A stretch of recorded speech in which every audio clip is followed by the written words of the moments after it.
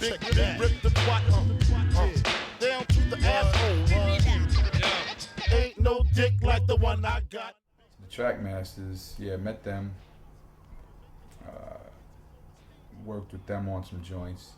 And then Tone said, hey, come rap on this song with me and Biggie and Akinelli. So me, Tone, and Biggie and Akinelli did a song together. And that's when I met Big. That was probably 92 or 3.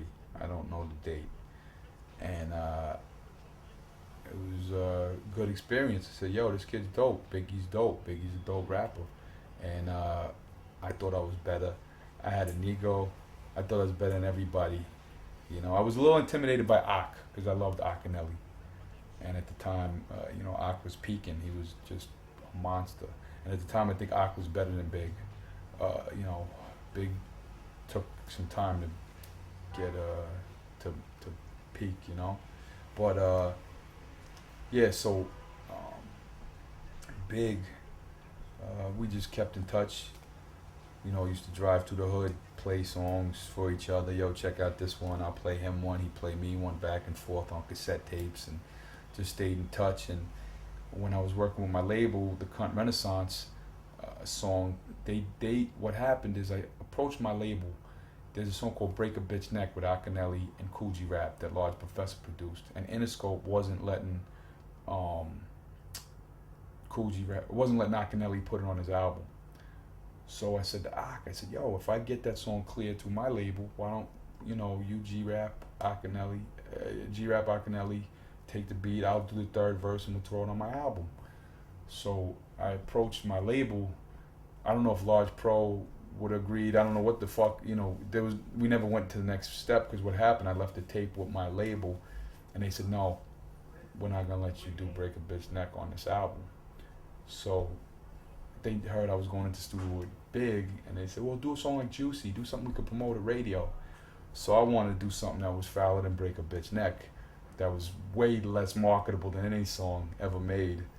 So that's why I said, what can I say? It's just horrible from the second you say it, that the label will fucking lose their mind and be pissed at me for doing. And I said, I rip your cunt out with a spoon. So yeah, that's it right there.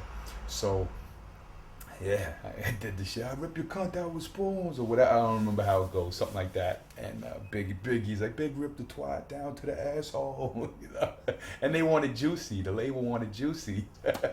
So what I did, what happened is I dropped my verse before Big did, and Big had already had the track and wrote to it. But then when he got to the studio, he heard my verse and said, yo, your label's letting you say this? This is crazy. I said, oh yeah, the label loves it.